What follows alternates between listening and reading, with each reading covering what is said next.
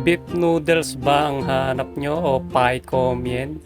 Dito nga lang po yan matatagpuan sa Hualien City, Taiwan. Located nga pala to sa harap ng Nets, ang beef noodles house na to. Ito nga pala yung tinatawag na Pai Comien o beef noodle soup dito sa Taiwan. Ang dami niyang noodles at ang lalaki ng mga beef. Ang sarap kumain, grabe. Tara, umpisa na natin. First bite, thank you Lord.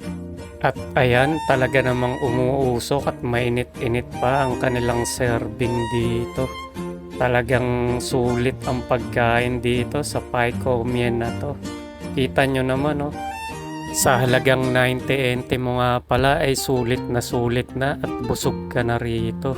Kita nyo naman, halos umaapaw.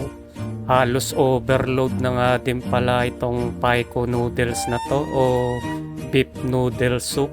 Ang sarap talagang kumain dito lalo na pag ginaluan mo ng sauce nila. Madami nga palang kumakain dito sa beef noodle house na to. Kasi talagang sulit ang bayad mo rito. Kita nyo naman, oh, ang lalaki ng serving ng beef niya.